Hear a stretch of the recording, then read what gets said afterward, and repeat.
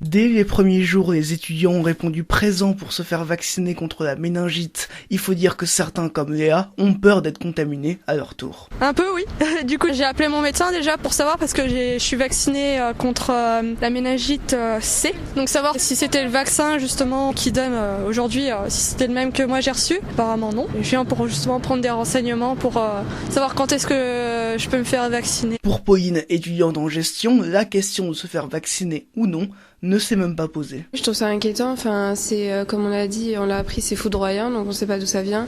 On a l'opportunité d'être vacciné et de prendre des précautions, donc je vois pas pourquoi je le ferais pas. Je me suis même pas posé la question en fait. J'aime pas les vaccins, mais bon, faut le faire J'ai de la peine pour les familles et pour les proches des personnes à qui c'est arrivé, donc je voudrais pas que ça m'arrive. Et ils ont été visiblement nombreux à ne pas vouloir que ça leur arrive. François Daudet est responsable du département prévention-promotion à l'Agence régionale de santé de Bourgogne. Il nous fait le bilan de cette première semaine. La première semaine a été plutôt effectivement une semaine réussie puisque nous avons eu un peu plus de 1400 vaccinations alors que nous attendions 1000 personnes.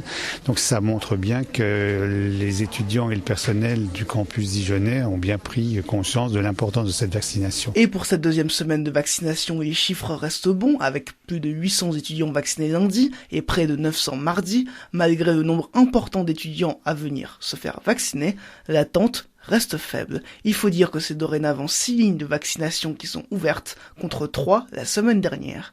Ava est étudiante en psychologie, elle n'a pas attendu longtemps. On m'a direct prise en charge, vaccination, ça dure pas du tout longtemps, ça fait pas du tout mal, donc ça ne coûte rien de se protéger contre les maladies. 1 minute. Vraiment 1 minute. Et encore moi j'ai posé pas mal de questions parce que j'ai pas mal peur des piqûres, mais sinon ça dure vraiment pas longtemps. Il faut 10 jours pour que le vaccin fasse effet. Pour le BFC Info, Hugo Sastre, RCF en Bourgogne.